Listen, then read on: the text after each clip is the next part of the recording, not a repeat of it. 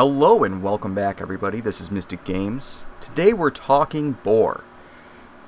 So, for anyone that's watched a few of my videos, you'll learn very quickly I'm not a big fan of this clan.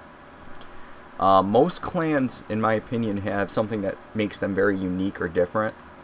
So, we're going to kind of do an overview of the Boar. I've done this in a separate video where I've done a couple clan overviews, but I just want to do this to set up what I think they should do with this clan. So, you have your starting bonus. You have the Mender's Hut, which gives you Menders instead of the Healer's Hut, which is a different unit. I believe the Menders provide +1 lore when they're not healing, compared to your Lore Masters who provide +3.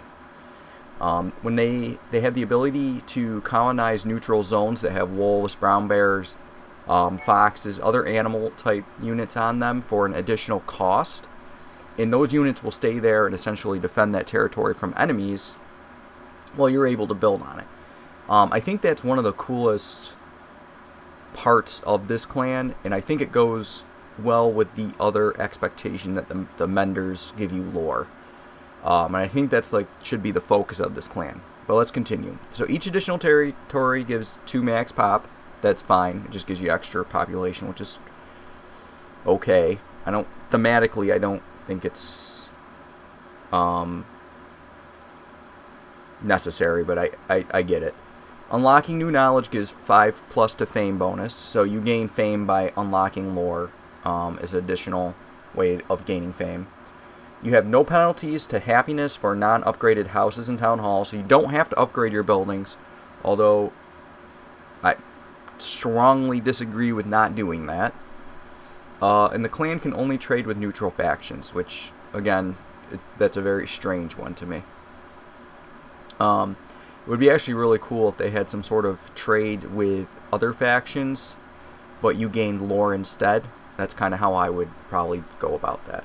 Again, so let's look at their fame bonuses.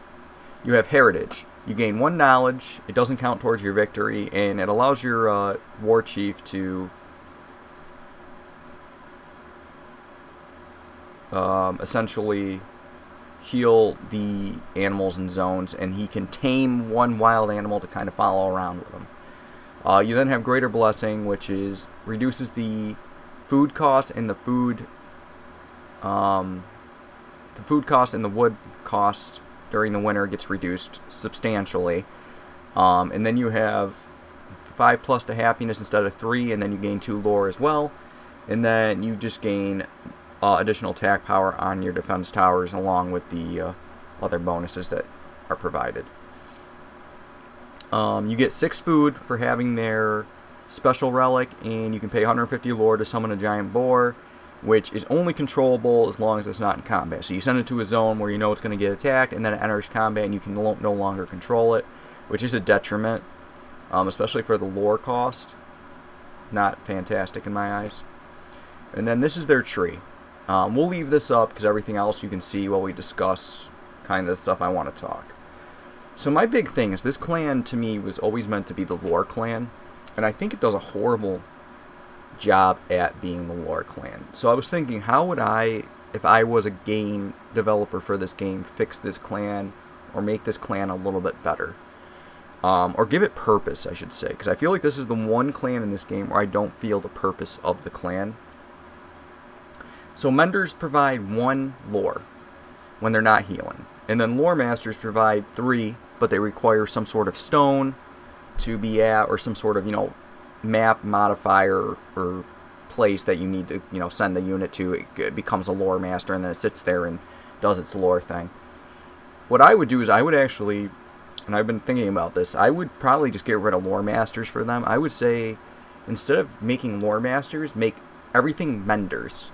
So if you send a unit to a stone to collect lore, it would become a Mender instead of a Lore Master. It would be essentially, would just get rid of Lore Masters. And what you could do is you could either reduce the healing if you feel like it's too strong, right, to try to balance it, make them slower, a little bit slower. I'm not talking like super slow, but maybe like 80% instead of 100% healing speed, right, because you're going to end up having probably more Menders. And then make the Menders produce equal to Lore Masters. Make it like a 3. And then add lore that actually upgrades your lore masters. I would actually get rid of the trade, like the trade victory for them, and essentially reduce, like, they can either go fame, they can go lore, or they can go domination and just knock away trade. I would keep this. I think Lay of the Land is a fine ability. I would say wolf dens and fox burrows, when you colonize them, remain, and they keep producing units to defend the zone for you. I think that would be cool. That should be part of this as well. I would get rid of shipbuilding, and I would essentially take this, and I would make it probably menders produce additional lore. So maybe they, instead of producing the 3, because I would upgrade them to at least what lore masters make, I would make it so that this does 40%. I would say they would be increased by like 60%. So a little bit more. And then what it would do is it would also increase their healing by like 20% to bring them up to standard healing. So then you have a bunch of healers and a bunch of lore collectors, which makes them more in line with being the lore clan, right? I would take this, I would change this and make it so that your next carved stone is free, but instead of having the increase, because you already have the increase here, I would add a stone reduction for carved stone, so that carved stones are actually cheaper to produce, probably like 50%, so it costs like half. So you can actually just erect additional stones, and you could potentially even do a special building for them, so that maybe they get or they're able to put up 2 carved stones in one zone or something, so they can, you know, mass produce lore. I don't know how strong that would be, though. You'd have to consider that. But that seems like that would be good. Handiwork is non-upgraded buildings receive 15% production, and then building upkeep costs is reduced by 10%. I don't like this, and this has nothing to do with the menders, but we pretty much solved the lore portion. I think that would solve you as a lore clan. It would make them much more interesting. You'd be having a lot of healing going on, and you would have a lot of lore production, but you would be sacrificing lore production for healing, because all your guys would obviously turn on and start healing when they need to, which would then pretty much stop your lore. So you would give them an increase in lore. They would have more than any other clan, because their erudition would be a little bit higher, essentially. That would be here, it would be earlier, higher, and then it would also increase healing to put them on par. Handiwork, I would switch this out. I don't like the whole non-upgraded building thing. I would probably do something that's just building upkeep reduction. That would probably be how I go about it. And then I don't know if I would even do non-upgraded buildings receive 15% reduction. I would probably just get rid of that and make it so it's a reduction of upkeep costs. And I'd have to think about this a little bit more to think about how to fix this, but I've actually thought about this, and I still don't have a word. I always tend to upgrade my buildings. This is only good when I don't have the resources to upgrade, which is very far and in between. Bartering is fine. I think this is one of their weakest, other than this one, I think this is one of their weakest